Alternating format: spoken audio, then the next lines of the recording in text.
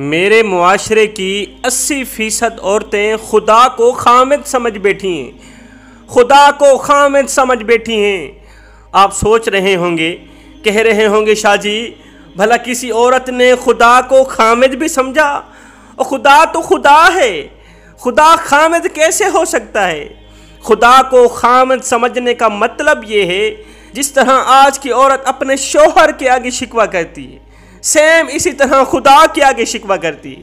شوہر کو کہتی ہے تو کوئی بھی میری تمنا پوری نہیں کرتا، تو کوئی بھی میری خواہش پوری نہیں کرتا، تو میری دیکھ بھال نہیں کرتا، تو میری فکر نہیں کرتا، تو میری کوئی بھی ضرورت پوری نہیں کرتا، تو بڑا ظالم ہے، تو رحم دل ہے ہی نہیں۔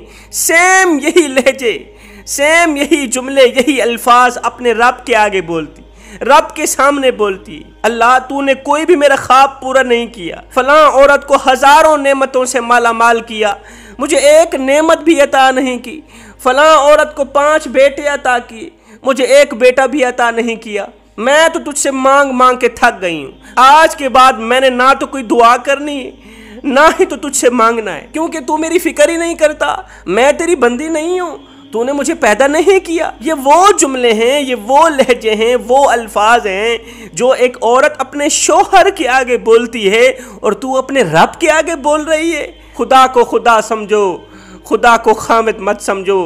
زندگی میں پریشانیاں آتی ہیں، مصیبتیں آن پڑتی ہیں، لیکن جو عقل مند عورت ہوتی ہے وہ سوچتی ہے کہ یہ جو میری زندگی میں مصیبتیں آئی ہیں، یہ جو پریشانیاں، یہ بیماریاں، یہ دکھ، یہ تکلیفیں آئی ہیں، ان تکلیفوں میں، ان مصیبتوں میں بھی اللہ تعالیٰ کی کوئی نہ کوئی حکمت پوشیدہ ہے۔ یہ مصیبت میری بھلائی کے لیے آئی ہے، یہ بیماری میری بھلائی کے لیے آئی ہے۔ اللہ تعالیٰ کوئی بھی مصیبت، کوئی بھی پریشانی انسان کو خسارے میں ڈالنے کے لیے نہیں بھیجتا، انسان کو نقصان میں ڈالنے کے لیے نہیں بھیجتا۔ یہاں پر میں تمہیں ایک سبق آموز واقعہ سنانا چاہوں گا۔ وہ واقعہ کچھ یوں ہے، حضرت داؤد طئی رحمۃ اللہ تعالیٰ علیہ کے شہر میں ایک عورت بیوہ ہی کیا ہوئی، اس کے شوہر کا انتقال ہی کیا ہوا کہ اس پر مصیبتوں کے پہاڑ ٹوٹ پڑے، پریشانیوں کے پہاڑ ٹوٹ پڑے، مصیبتوں کی دلدل میں پھنسی، پریشانیوں کی دلدل میں پھنس گئی۔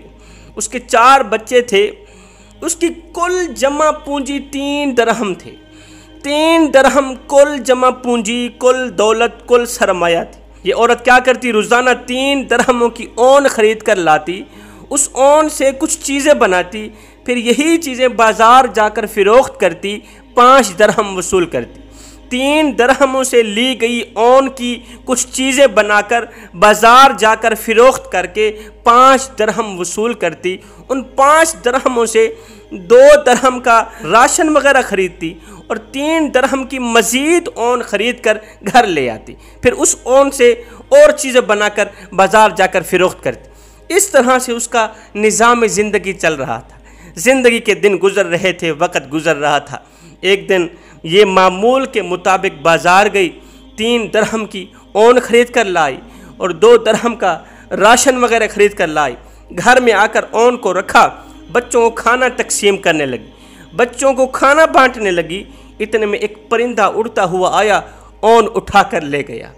زندگی کی کل جمع پونجی، کل سرمایہ، کل دولت اٹھا کر پرندہ لے گیا۔ عورت کا اپنی کل کائنات کا یوں لٹ جانا، کل سرمایہ کا، کل جمع پونجی کا یوں لٹ جانا موت سے کم تر نہیں تھا۔ مستقبل کی ہولناکیوں سے خوف زدہ ہو کر، غصے میں پاگل ہو کر یہ بیوہ عورت حضرت داؤد طئی رحمۃ اللہ تعالیٰ علیہ کے گھر گئی، حضرت داؤد طئی کے دربار پر گئی، حضرت داؤد طئی کو اپنی پچھلی ساری کہانی سنائی، شوہر کے موت کے قصے، یتیم بچوں کی بھوک کی کہانیاں سنائی۔ یہ سب کچھ سنانے کے بعد کہنے لگی حضرت میرا آپ سے سوال ہے کہ میرا اللہ رحم دل ہے یا ظالم ہے؟ میرا جو رب ہے رحم دل ہے یا ظالم ہے؟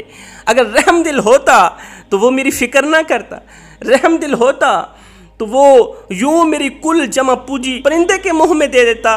مجھے تو نہیں لگتا میرا اللہ رحم دل ہے۔ اس طرح کی باتیں کر رہی تھی۔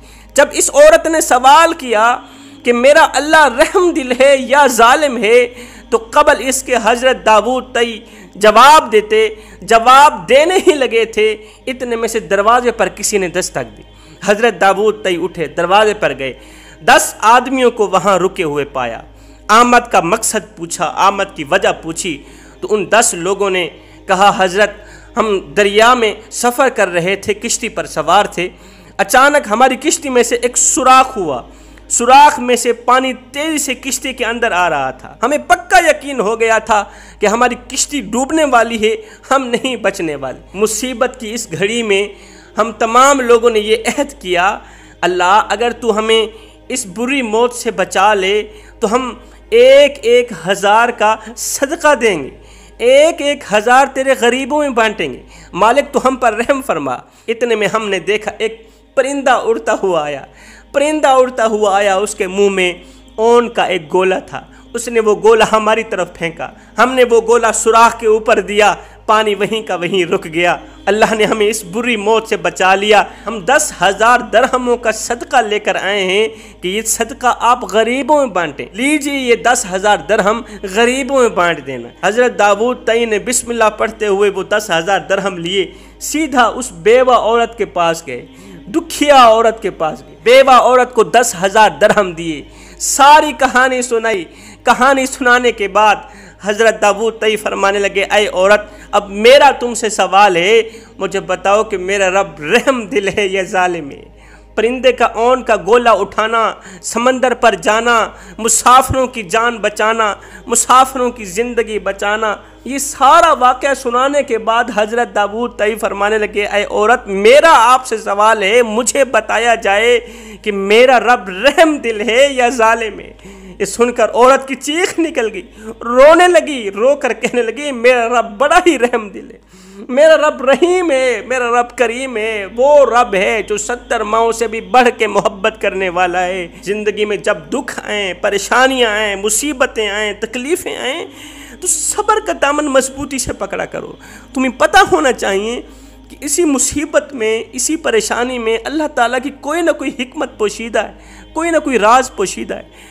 یہ مصیبت تمہیں نقصان پہنچانے کے لیے نہیں آئی، یہ مصیبت تمہاری بھلائی کے لیے آئی، یہ مصیبت، یہ بیماری، یہ تکلیف تمہیں کامیابی تک پہنچانے کے لیے آئی، تمہاری ہمت بڑھانے کے لیے آئی کہ تم آسانی سے اپنی منزل تک جا پہنچو۔ اے اسلام کی مقدس شہزادیوں، زندگی میں جب دکھ آئیں، مصیبتیں آئیں، بیماریاں آئیں تو تکیے پہ رونے سے بہتر ہے سجدوں پہ رو لیا کرو، تکیے پہ رونے سے بہتر ہے سجدوں پہ رو لیا کرو، اس سے اللہ بھی راضی ہو جائے گا، تمہاری پریشانیاں بھی دور ہو جائیں گی۔ اللہ سے شکوہ نہ کیا کرو، اللہ سے شکایت نہ کیا کرو، خدا کو خدا سمجھو، خدا کو خامد مت سمجھو۔